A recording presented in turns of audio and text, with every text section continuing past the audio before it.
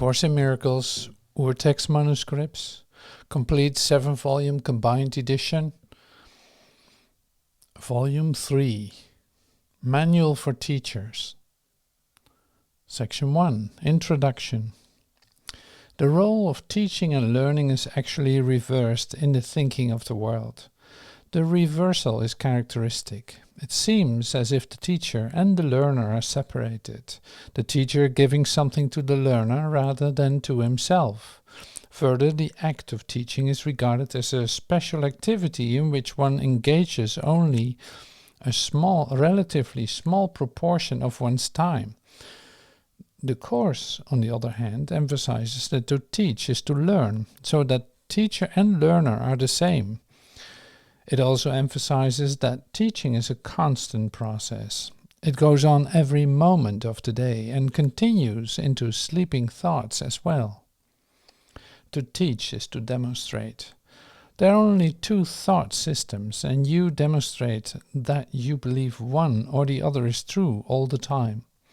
From your demonstration, others learn, and so do you. The question is not whether you will teach, for in that there is no choice. The purpose of the course might be set to provide you with a means of choosing what you want to teach on the basis of what you want to learn. You cannot give to someone else, and this you learn through teaching. Teaching is but a call to witnesses to attest to what you believe. It is a method of conversion. This is not done by words alone. Any situation must be to you a chance to teach others what you are and what they are to you. No more than that, but also never less. The curriculum that you set up is therefore determined exclusively by what you think you are and what you believe the relationship of others is to you. In the formal teaching situations, these questions may be totally unrelated to what you think you are teaching. Yet it is impossible not to use the content of any situation on behalf of what you really teach and therefore learn. To this, the verbal content of your teaching is quite irrelevant. It may coincide with it or it may not. It is the teaching underlying what you say that teaches you. Teaching but reinforces what you believe about yourself. Its fundamental purpose is to diminish self-doubt. This does not mean that the self you are trying to protect is real, but it does mean that the self you think is real is what you teach. This is inevitable. There is no escape from it. How could it be otherwise? Everyone who follows the world's curriculum, and everyone here does follow it until he changes his mind, teaches solely to convince himself that he is what he is not. Herein is the purpose of the world. What else, then, would its curriculum be? Into this hopeless and closed learning situation, which teaches nothing but despair and death, God sends his teachers. And as they teach his lessons of joy and hope, their learning finally becomes complete. Except for God's teachers, there would be no hope of salvation, for the world of sin would be forever real. The self-deceiving must deceive, for they must teach deception. And what else is hell? This is a manual for the teachers of God. They are not perfect, or they would not be here. Yet it is their mission to become perfect here, and so they teach perfection over and over in many ways until they have learned it.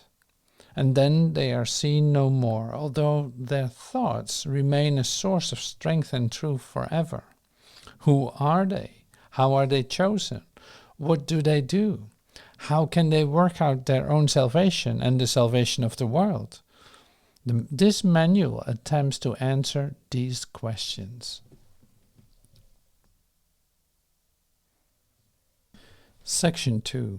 Who are God's teachers?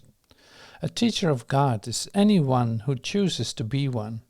His qualifications consist solely in this: somehow, somewhere, He has made a deliberate choice in which he did not see his interests as apart from someone else's.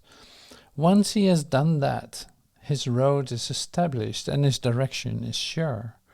A light has entered the darkness. It may be a single light, but that is enough. He has entered an agreement with God, even if he does not yet believe in him. He has become a bringer of salvation. He has become a teacher of God. They come from all over the world. They come from all religions and from no religion. They are the ones who have answered. The call is universal. It goes on all the time, everywhere. It calls for teachers to speak for it and redeem the world. Many hear it, but few will answer. But it is all a matter of time. Everyone will answer in the end, but the end can be a long, long way off. It is because of this that the plan of the teachers was established. Their function is to save time. Each one begins as a single light, but with the call at its center, it is a light that cannot be limited, and each one saves 1,000 years of time as the world judges it. To the call itself, time has no meaning. There's a course for every teacher of God. The form of the course varies greatly. So do the particular teaching aids involved. But the content of the course never changes. Its central theme is always God's Son is guiltless, and in his innocence is his salvation. It can be taught by actions or thoughts, in words or soundlessly, in any language or in no language, in any place or time or manner. It does not matter who the teacher was before he heard the call. He has become a savior by his answering. He has seen someone else as himself. He has therefore found his own salvation and the salvation of the world. In his rebirth is the world reborn. This is a manual for a special curriculum, intended for teachers of a special form of the universal course. There are many thousands of other forms, all with the same outcome. They merely save time. Yet it is time alone that winds on wearily, and the world is very tired now. It is old and worn and without hope. There was never a question of outcome, for what can change the will of God? But time, with its illusions of change and death, wears out the world and all things in it. Yet time has an ending, and it is this that the teachers of God are appointed to bring about. For time is in their hands. Such was their choice, and it is given them.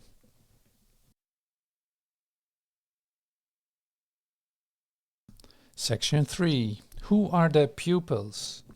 Certain pupils have been assigned to each of the God's teachers, and they will begin to look for him as soon as he has answered the call.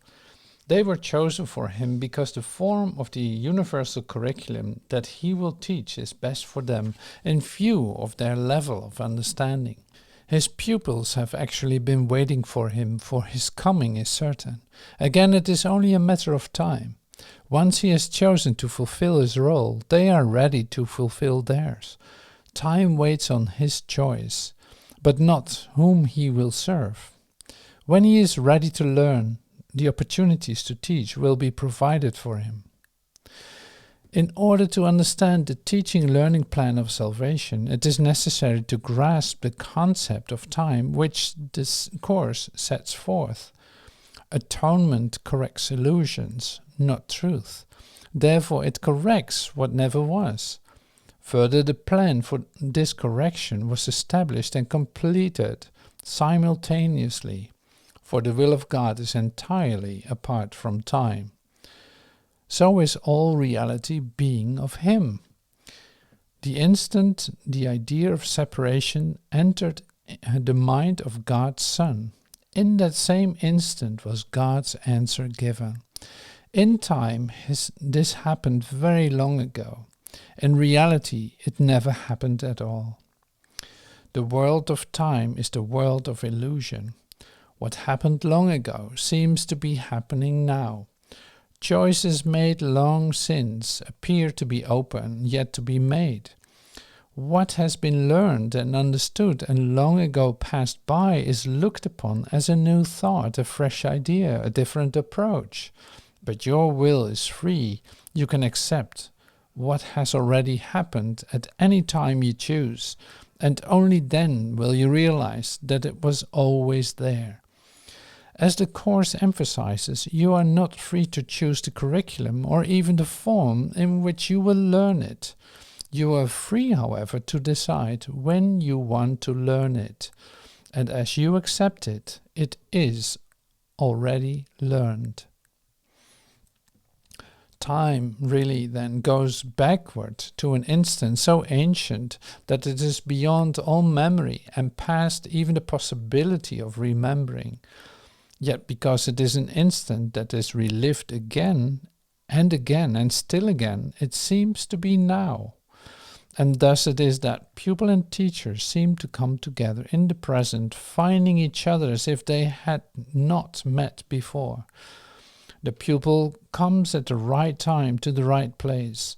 This is inevitable because he made the right choice in that ancient instant, which he now relives. So as the teacher too made an inevitable choice out of an ancient past. God's will in everything but seems to take time in the working out. What could delay the power of eternity? When pupil and teacher come together, a teaching-learning situation begins, for the teacher is not really the one who does the teaching. God's teachers speak to any two who join together for learning purposes. The relationship is holy because of that purpose, and God has promised to send His Spirit into any holy relationship. In the teaching-learning situation, each one learns that giving and receiving are the same. The demarcations they have drawn between their roles, their minds, their bodies, their needs, their interests, and all the differences they thought separated them from one another, fade and grow dim and disappear. Those who would learn the same course share one interest and one goal, and thus he who was the learner becomes a teacher of God Himself, for he has made the one decision that gave his teacher to him. He has seen in another person the same interests as his own. Section 4. What are the levels of teaching? The teachers of God have no set teaching level. Each teaching-learning situation involves a different relationship at the beginning, although the ultimate goal is always the same, to make of the relationship a holy relationship, in which both can look upon the Son of God as sinless. There is no one from whom a teacher of God cannot learn, so there is no one whom he cannot teach. However, from a practical point of view, he cannot meet everyone, nor everyone find him. Therefore, the plan includes very specific context to be made for each teacher of God. There are no accidents in salvation.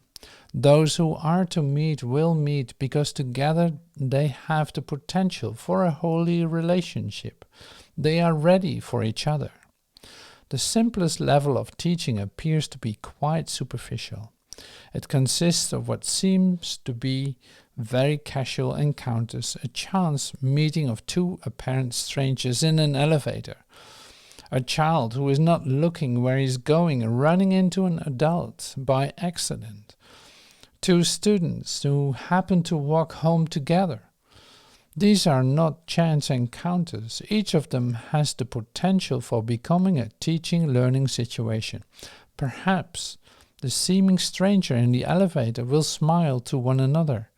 Perhaps the man will not scold the child for bumping into him. Perhaps the student will become friends. Even at the level of the most casual encounter, it is possible for two people to lose sight of separate interests, if only for a moment. That moment will be enough. Salvation has come. It is difficult to understand that levels of teaching the universal course is a concept as meaningless in reality as is time. The illusion of one permits the illusion of the other. In time, the teacher of God seems to begin to change his mind about the world with a single decision, and then learns more and more about the new direction as he teaches it. We have covered the illusion of time already, but the illusion of levels of teaching seems to be something different. Perhaps the best way to demonstrate that these levels cannot exist is simply to say that any level of the teaching-learning situation is part of God's plan for atonement, and his plan can have no levels, being the reflection of his will. Salvation is always ready and always there. God's teachers work at different levels, but the result is always the same. Each teaching-learning situation is maximal in the sense that each person involved will learn the most that he can from the other person at that time. In this sense, and in this sense only, we can speak of levels of teaching. Using the term in this way, the second level of teaching is more sustained relationship in which for a time two people enter into a fairly intense teaching-learning situation and then appear to separate. As with the first level, these meetings are not accidental, nor is what appears to be at the end of the relationship a real end. Again, each has learned the most he can at the time. Yet all who meet will someday meet again, for it is the destiny of all relationships to become holy. God is not mistaken in his Son. The third level of teaching occurs in relationships which, once they are formed, are lifelong. These are teaching-learning situations in which each person is given a chosen learning partner who presents him with unlimited opportunities for learning. These relationships are generally few because their existence implies that those involved have reached a stage simultaneously in which the teaching-learning balance is actually perfect. This does not mean that they necessarily recognize this. In fact, they generally do not. They may even be quite hostile to each other for some time, and perhaps for life. Yet, should they decide to learn it, the perfect lesson is before them and can be learned.